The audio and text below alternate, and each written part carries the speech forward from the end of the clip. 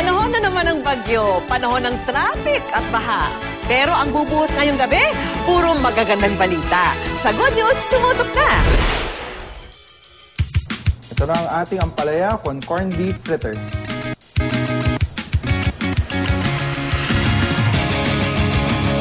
Bongga ang pakinabang ng balat ng itlog.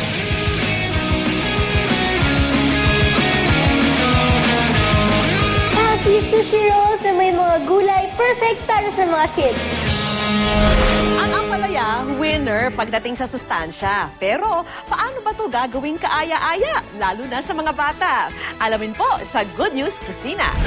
Anong lapit man sa hapagkainan ng ampalaya, madalas mapait nating inilalayo ito. Refreshing man kasi sa ating mga mata ang berdeng kulay nito. Nakamarka na sa ating isipan ang tapang ng pait nito.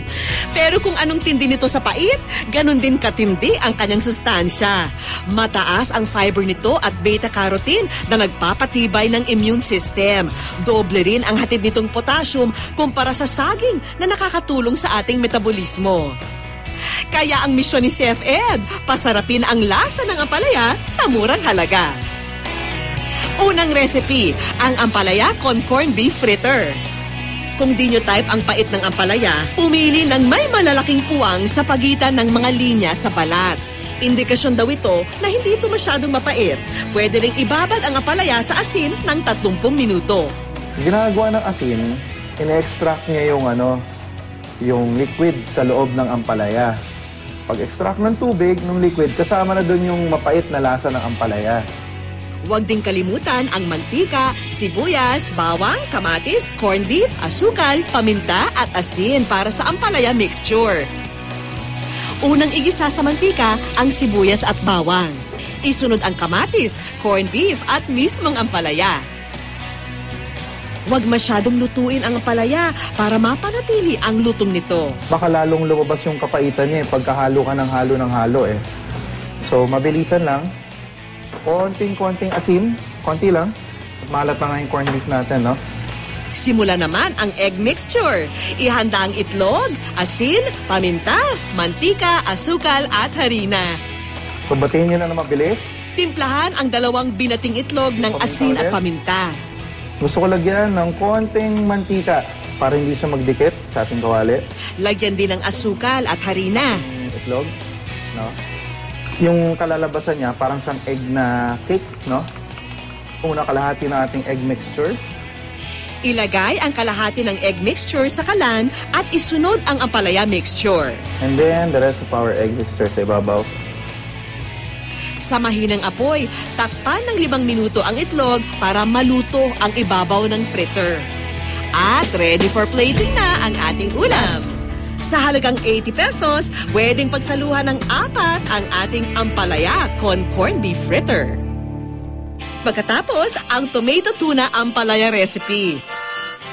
Kailangan ng ampalaya, mantika, sibuyas, tausi, sitaw, canned tuna, oyster sauce, tomato sauce, asin, paminta at asukal. Mag-isa muna ng sibuyas sa mantika. Isunod ang tausi. So, prituhin para mawala yung brininess, no? Yung lasang isda na ating tausi. Lagyan ng kaunting tubig at hayaang maluto ang gulay. Konti lang. Idagdag naman ang tuna. Lagyan natin ng oyster sauce. Haluan ng tomato sauce at timplahan ng asin, paminta at asukal. And asukal, kaya nilalagyan natin ng konting asukal pangontra dun sa masyadong maasim na flavor ng tomato sauce dito sa atin. Igisa lang ng 2 minuto ang mga sangkap para hindi malanta ang gulay. At pagkatapos ay ready na to for plating. Yan, ang ganda ng kulay niya. Ang ating tomato tuna ampalaya, ma-enjoy ng 3 tao sa abot kayang 70 pesos. Sa mga mahihilig naman sa maanghang, para sa inyo ang Ampalaya Coco Express. Isa pang tip sa pagpili ng ampalayang hindi masyadong mapait, pumili ng may mga puting buto. Hindi raw nito kasing pait ang mga may dilaw o pulang buto.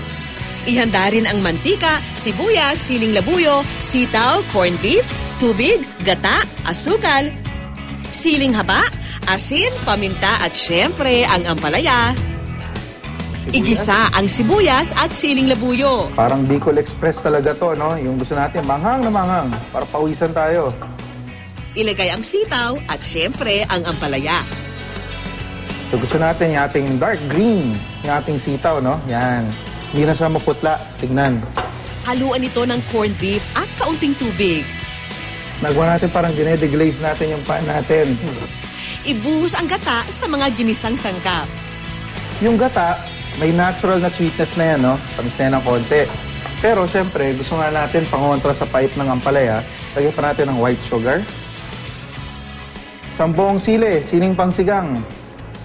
Kasi kailangan manghang na manghang yung ating recipe, di ba?